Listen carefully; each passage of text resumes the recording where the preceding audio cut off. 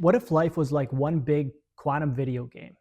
Well, some of the most prominent minds on our planet think that it is. It would seem to follow that the odds that we're in base reality is 1 in billions. Is reality something that we just experience, or do we actually shape it? Could it be that our consciousness is not just along for the ride, but is actually influencing the world around us? These ideas challenge what we think we know about existence and open the door to a new way of seeing reality, one that's interactive, dynamic, and full of possibilities. Welcome to the channel that's dedicated to raising the levels of global consciousness. What if the universe is a massive simulation, like a video game, but a highly advanced system to help us grow, to help us transcend levels of consciousness? Every experience, whether it's joyful, challenging, or mysterious, might not be random, but instead part of a structured journey to help us reach the next level of the game. And what if enlightenment, the deepest understanding of reality's true essence, is just another level to unlock? And in fact, all levels of awareness are levels to unlock in the game. Could mastering this reality mean learning to play the game with greater skill and purpose to unlock new levels? Quantum mechanics has revealed something incredible. Reality is not fixed. The famous double-slit experiment shows that particles behave like waves of probability until the point that they're observed. And only at that point do they decide on a definite state.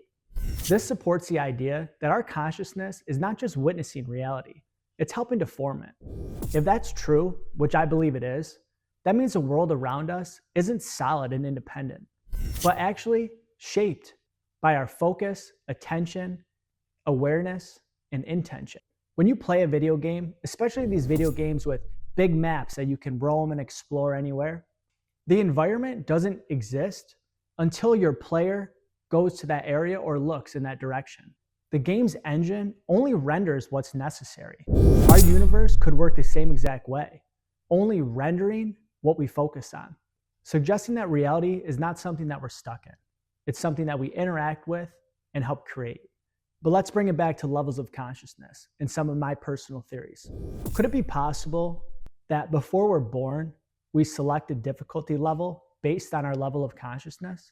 Easy mode could be a calm, predictable life with very little challenges and very little growth.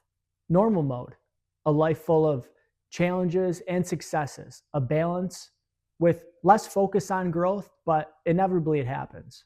Or hard mode, a life full of challenges and obstacles, constantly forcing growth, meant to accelerate learning and build resilience.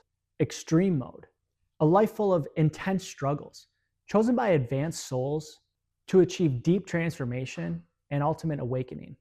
And we grow from challenges, we know this.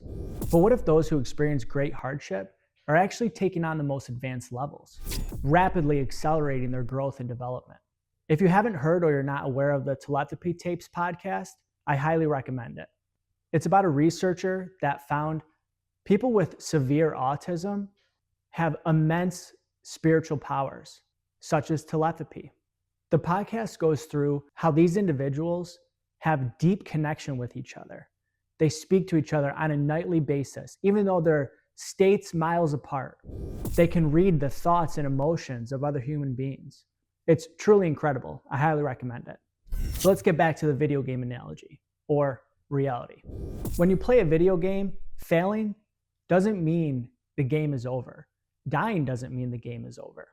When you fail in a video game, you restart and you try again. The player controlling the controller learns from the mistakes that the avatar made previously in the game. But the avatar in the game has no recollection of the previous life. What if our life worked the same way?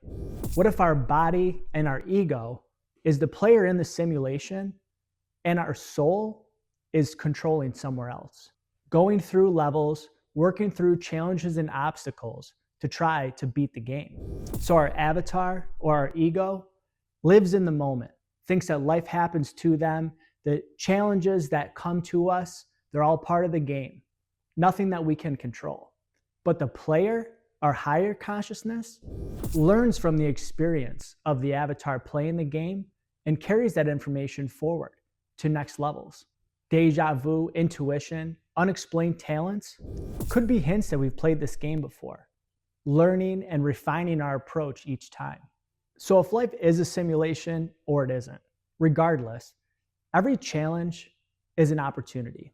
Every breakthrough, it's all part of a journey, one that's meant to help us learn and help us grow. And think about why we play video games. They're fun, but they're challenging. They make us think, they force us to adapt. And life is the same way. So again, you're not here by accident. You're not just a spectator.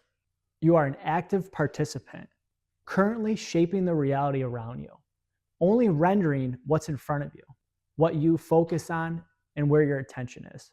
So, how are you playing your game? Are you reacting to life, observing, letting it pass by you? Or are you playing the game with a purpose?